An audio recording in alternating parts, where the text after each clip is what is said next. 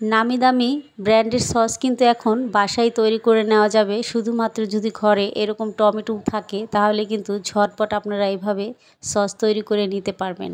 আর sauce তৈরি করে আপনারা অনেক দিন পর্যন্ত সংরক্ষণ করে খেতে পারবেন। একবার যদি এরকম সস তৈরি করা শিখে যান তাহলে কিন্তু আপনি কখনোই দোকান থেকে আর কিনে আনার প্রয়োজন হবে না। সসটা কিন্তু আমরা কম বেশি সবাই অনেক পছন্দ করি। যে কোনো স্ন্যাক্স আইটেমের সাথে কিন্তু এই সসটা অনেক ভালো জমে। আমি আশা করছি আমার আজকের রেসিপি আপনাদের কাছে অনেক ভালো লাগবে। তাহলে চলুন কথা না বাড়িয়ে রেসিপিতে চলে যাচ্ছি। প্রিয় দর্শক, আসসালামু আলাইকুম। সস তৈরি করার জন্য প্রথমে আমি এখানে টমেটো নিয়ে নিয়েছি। এখানে আমি টমেটোগুলো ভালো করে ধুয়ে এরপর পরিষ্কার করে নিয়েছি। এখন এই টমেটোগুলো আমি কেটে নিব। তো আমি একটা ছুরি দিয়ে কেটে নিচ্ছি, আপনারা চাইলে বটি দিয়েও কেটে নিতে পারবেন। আজকের সসগুলো তৈরি করার জন্য আমি এখানে প্রায় 2 থেকে 2.5 কেজির মতো টমেটো নিয়ে নিয়েছি। আপনাদের প্রয়োজন অনুযায়ী আপনারা সেভাবেই টমেটোর সসটা তৈরি করে নেবেন। আসলে এখন বাজারে অনেক টমেটো পাওয়া যাচ্ছে আর দামটাও একটু কম। এই সময় টমেটো কিন্তু কিনে এরপর বেশি করে সস তৈরি করে রেখে দিতে পারেন। 1 বছর পর্যন্ত কিন্তু এই সসগুলো আপনারা সংরক্ষণ করে নিতে পারবেন। টমেটোগুলো সবগুলো কিন্তু আমি ভালো করে কেটে নিয়েছি। এখন এই টমেটোগুলো একটা বড় পাতিলে আমি নিয়ে নিলাম। সবগুলো টমেটো আমি নিয়ে নিয়েছি। এখন এখানে কিছু উপকরণ দিয়ে দিব। এখানে আমি পেঁয়াজ দিয়ে দিচ্ছি, একটার মতো বড় সাইজের পেঁয়াজ নিলাম। আর দিয়ে দিচ্ছি রসুনের কোয়া 8-10টি, আর 3-4 টুকরো আদা দিয়ে দিচ্ছি। আর এখানে আমি 10-12টি শুকনো মরিচ দিয়ে দিচ্ছি। এখন দিয়ে দিলাম গোলমরিচ, এখানে 10-12টি হবে, আর 4-5টি হবে লবঙ্গ। দিয়ে দিলাম 1 টুকরার মতো দারুচিনি।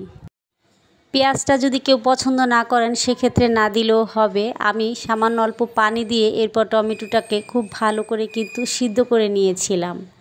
তো সিদ্ধ হয়ে গেলে এরপর টমেটোটাকে আমি ভালোভাবে ঠান্ডা করে নিয়েছি। এখন একটা ব্লেন্ডারের জারে দিয়ে খুব ভালো করে মিহি একটা পেস্ট করে নিয়েছি। এখন টমেটোটাকে একটা চালনির মধ্যে নিয়ে নিলাম। এরপর একটা চামচ দিয়ে আমি নেড়েচেড়ে নিচ্ছি। এতে করে টমেটোটা খুব ভালোভাবে চালা হয়ে যাবে, আর যে খোসা বা বিচি থেকে যাবে সেটা কিন্তু উপরেই থেকে যাবে। তো দেখতেই পাচ্ছেন আমি খুব ভালো করে কিন্তু চেলে নিয়েছি। এখন এগুলো আমি উঠিয়ে ফেলে দিব।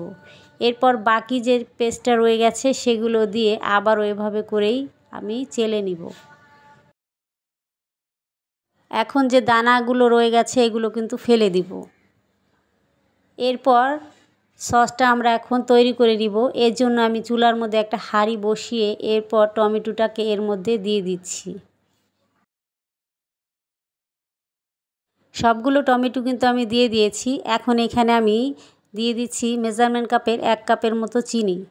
মিষ্টিটা যে যেমন পছন্দ করেন সেভাবে কিন্তু দিয়ে দিবেন। আর দিয়ে দিচ্ছি 1 টেবিল চামচের মতো মরিচের গুঁড়া।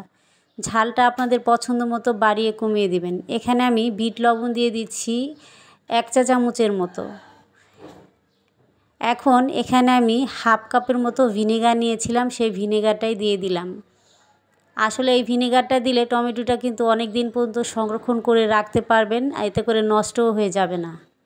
তো এখন সবগুলো কিন্তু উপকরণ ভালো করে নেড়েচেড়ে জাল করে নিতে হবে। ব্যাস, আর কোনো কাজ নেই, শুধু আপনি চুলাতে একটু নেড়েচেড়ে জাল করে যাবেন। তো অনবরত কিন্তু নেড়েচেড়ে এই টমেটোটাকে জাল করে যেতে হবে। যদি নিচে দিয়ে একবার লেগে যায় তাহলে কিন্তু সসটা আর ভালো লাগবে না। তো আমার টমেটোটা কিন্তু এই পর্যায়ে খুব ভালো করে জাল করা হয়ে গেছে, দেখতেই পাচ্ছেন। এখন আমি এই সসটাকে চুলা থেকে নামিয়ে নিব। আমি একটা বাটির মধ্যে অল্প একটু সস নিয়ে এরপর আমি আপনাদের দেখিয়ে দিচ্ছি। সসটা আমি বাটির মধ্যে দিয়ে দিলাম। তো সসটা দেখুন, আমার কোনো পানি নেই, একেবারে ঘন। এরকম হলেই আপনারা সসটা চুলা থেকে নামিয়ে নেবেন। তো আমার একেবারে কিন্তু সসগুলো তৈরি হয়ে গেছে, দেখতেই পাচ্ছেন। আমার টমেটো সসটা মাশাআল্লাহ কতটা পারফেক্ট হয়েছে, একেবারে দোকানের মতোই কিন্তু হয়েছে। আপনারা চাইলে এইভাবে একবার ট্রাই করে দেখতে পারেন।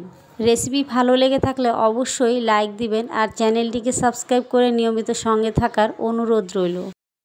এখন এই সসগুলোকে একটা শুকনো বোতলে ভরে এরপর ফ্রিজে সংরক্ষণ করে নিতে হবে। তো আজকে এখানে বিদায় নিব। সবাই অনেক বেশি ভালো থাকবেন, সুস্থ থাকবেন। আল্লাহ হাফেজ।